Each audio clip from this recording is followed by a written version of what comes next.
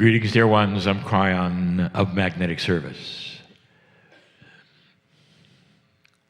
We continue the teachings of Alcazar, and we do it in a different form today. Occasionally, dear ones, we'll give you a story, a parable, an allegory. It's exactly what we wish to do now. And when we do it, we always use the same character. And the name is woe. Woe is not a man or a woman. Woe is a woman. And although genderless, your language does not allow for a genderless person. And so we will call woe a he for this story. I want to tell you about this man and what happened to him. And we start by examining who he is. Woe is a man who lives in a small town, not as small as the one you're in. He had at least 4 stoplights. But it was a small town and it bordered the forest. Woe didn't feel that he was part of a religion. In fact, early on, he had decided that he didn't like church, not really. He felt the love and he knew of the integrity of so many of those who would attend, but it just wasn't for him. What was for him was nature. Woe was connected spiritually to the earth. And when others on Sunday went out to worship, Woe would go for a walk. And he realized the sacredness of the valleys and the lakes, of the streams, the animals, the trees, the atmosphere. And this was part of his scenario of worship. He felt that he could feel the land talking to him when he went out. And this is woe. And so now the stage is set to tell you what happened to this man in this story. So many of you have had vivid dreams or perhaps borderline vision. And this is what happened to Woe. For when he was at night fast asleep, he had something that could only be called a vision. It was so real, and I'm about to tell you as best I can what he experienced, but everything I tell you won't even be half of it. Woe heard the music. And dear ones, what Woe heard and experienced is undefinable. He heard music that was so perfect and so beautiful that he had never ever experienced anything like it. The pitches and the sonorities were perfect and beautiful. And you'll say, what kind of music was it? And it is not definable. It was not classical. It was not popular. It just was. And it contained all of the instruments that he ever knew about, played perfectly and in sequence.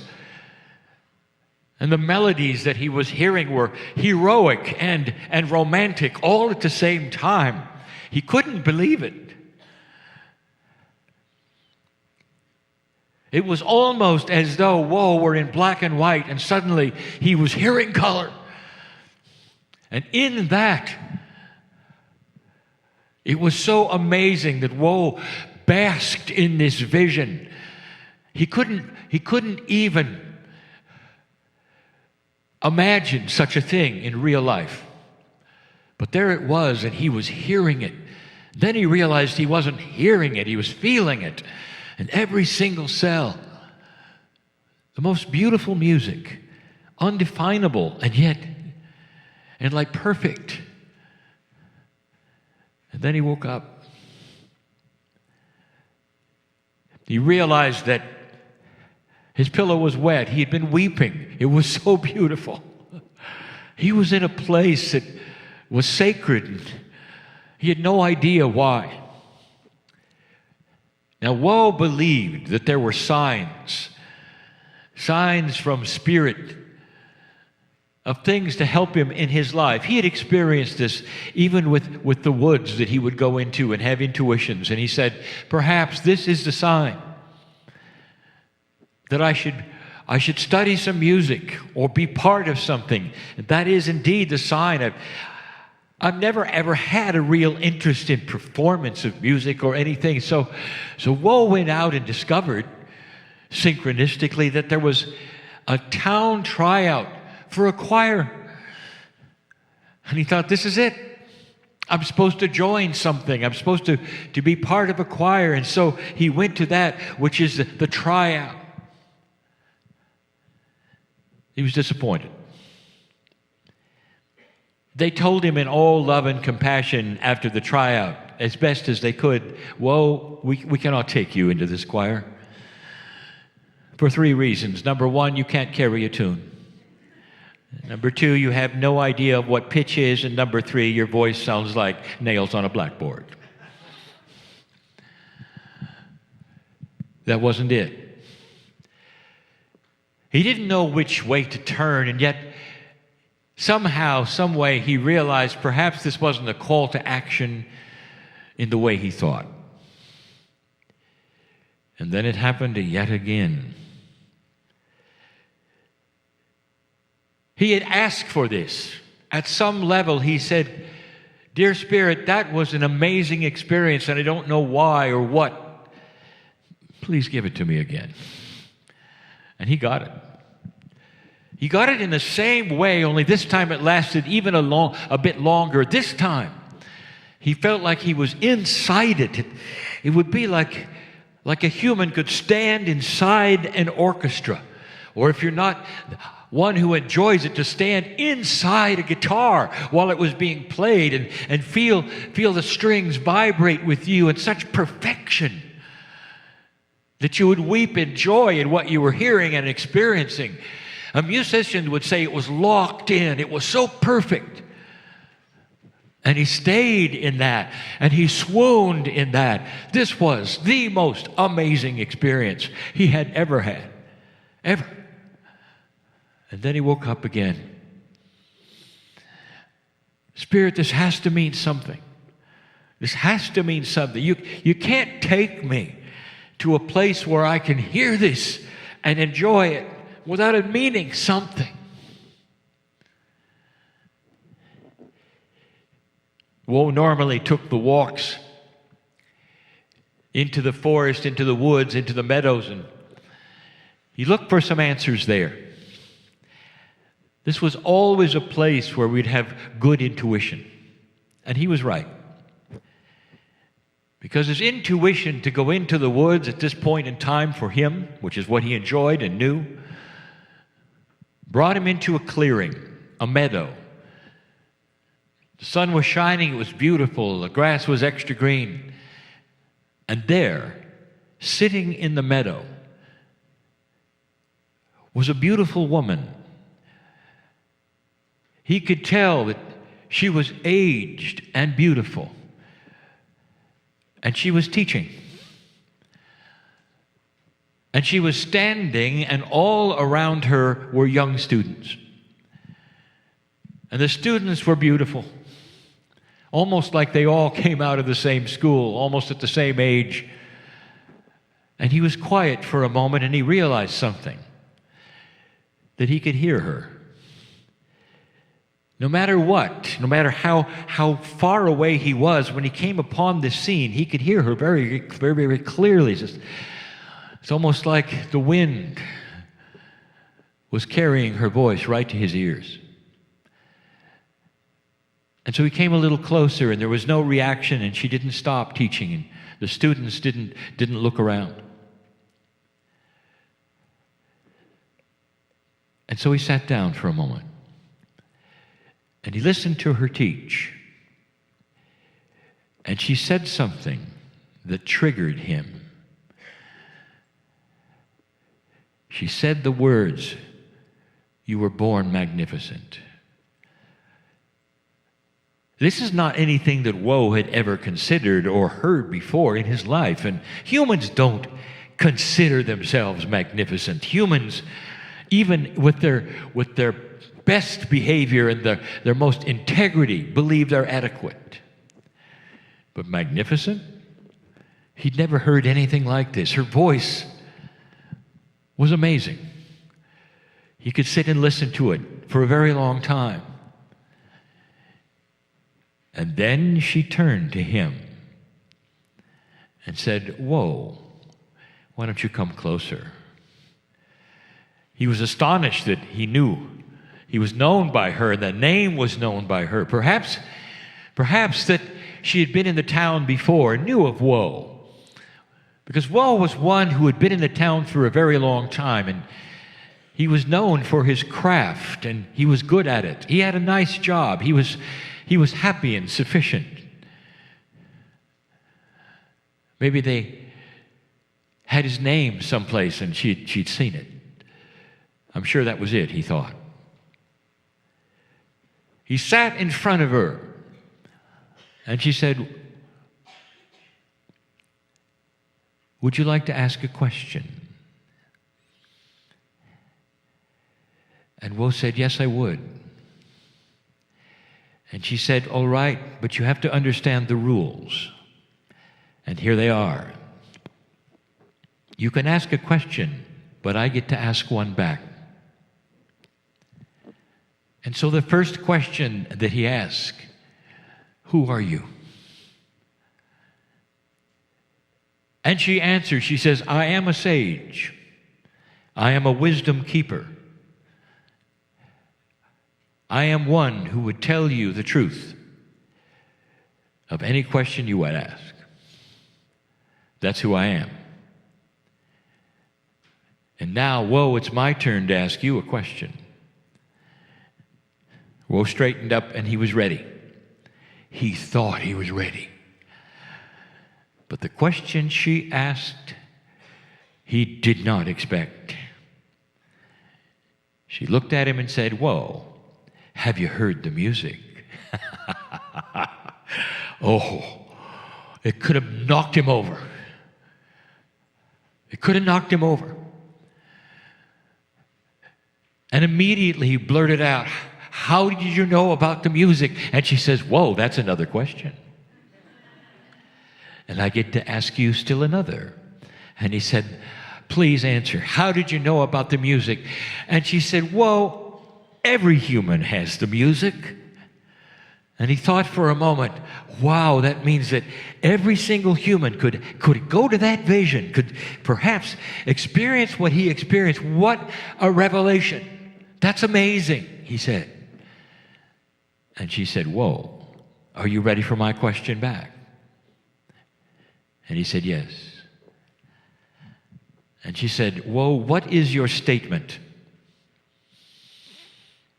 This took him by surprise. Hardly a question, but it was. In question form, she was asking for a statement. What is your statement? Sages are known for being patient, and she was.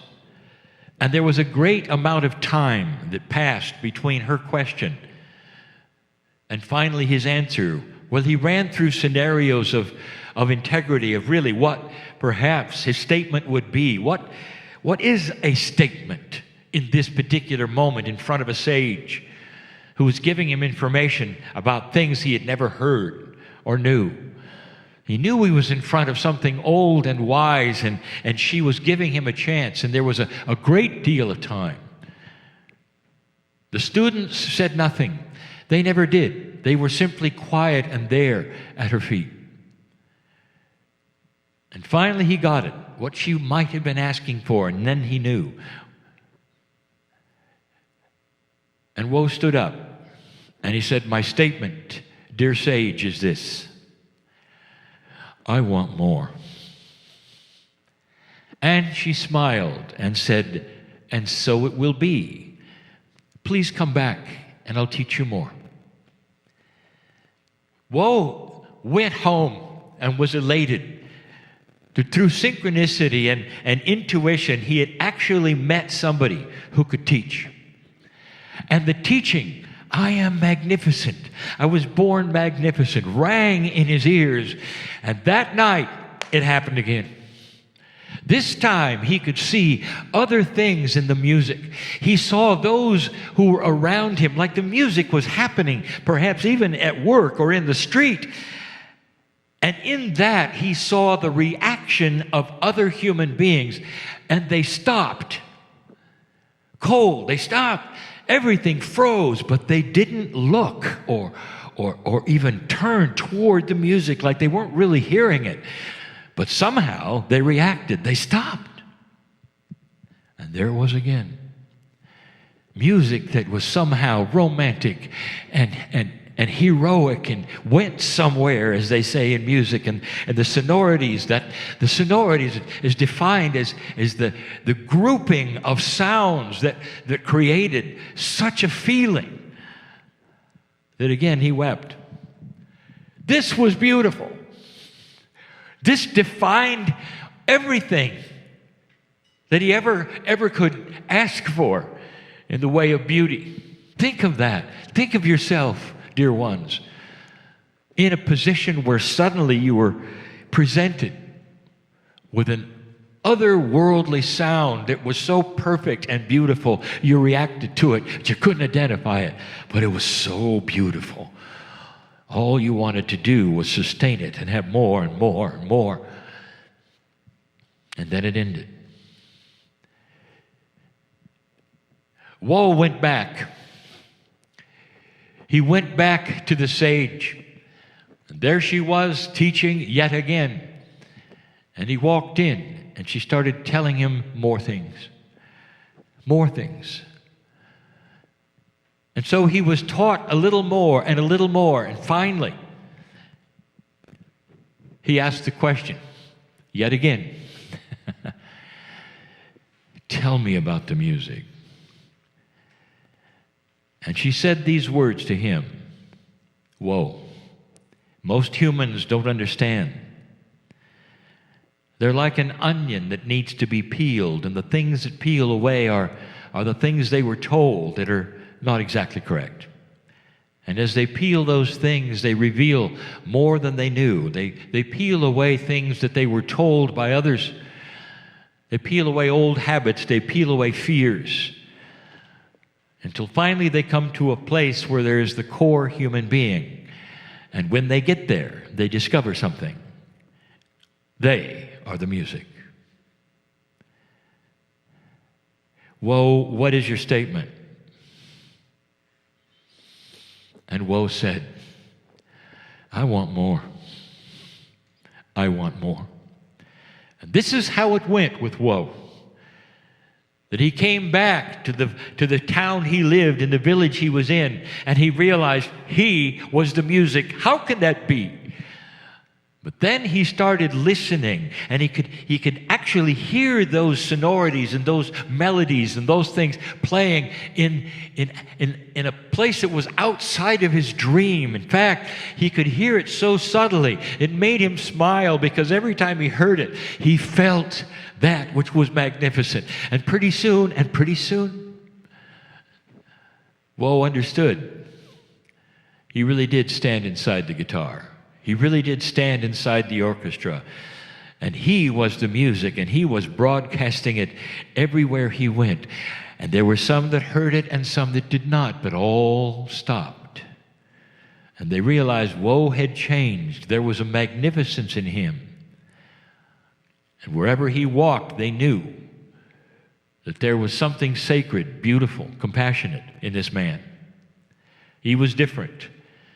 And pretty soon, some were sitting at his feet, where he started then teaching.